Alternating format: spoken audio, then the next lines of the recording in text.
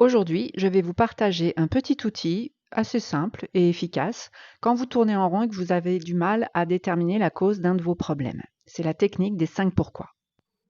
La première étape, c'est bien sûr de définir votre problème et commencer par le décrire clairement.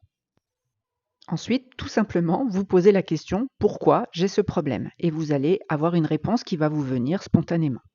Ensuite, vous utilisez cette première réponse qui vous est venue spontanément et vous reposez la question pourquoi.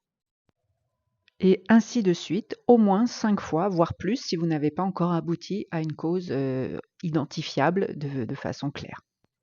Bon, pour que ce soit plus clair, je vais vous donner un exemple. On va dire par exemple que vous êtes constamment stressé au travail. Donc c'est ça votre problématique. Le premier pourquoi, ça va être la réponse.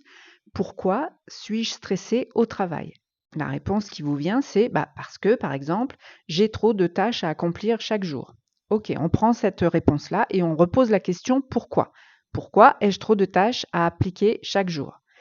Parce que je ne délègue pas suffisamment, par exemple. Ou alors parce que j'accepte trop de travail sans réfléchir que j'ai déjà des choses en cours. Là, c'est la deuxième réponse. On va poser un troisième pourquoi. Pourquoi je ne délègue pas et pourquoi j'accepte toutes ces nouvelles tâches? Réponse, parce que j'ai peur de dire non et de décevoir mes collègues, par exemple.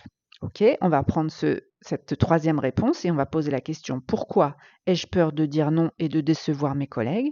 Par exemple, parce que j'ai peur qu'ils pensent que je ne suis pas capable ou que voilà, je suis incompétente. Ok. Alors on va reposer la question pourquoi est-ce que j'ai peur que les autres pensent que je ne suis pas capable? La réponse, ça pourrait être parce que je doute parfois de mes compétences ou de ma valeur.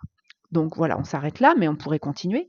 En fait, on voit que la racine du stress n'est pas vraiment uniquement la charge de travail, mais aussi un problème d'estime de soi et de confiance en soi.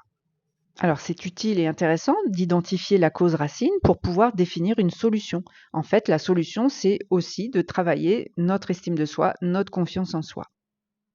Là, on voit que nous avons pu aller au-delà de la première problématique et atteindre la véritable source du problème, ce qui va nous permettre de mieux le résoudre. Voilà, si vous souhaitez partager en commentaire les résultats de vos petites introspections avec les 5 pourquoi, vous êtes les bienvenus.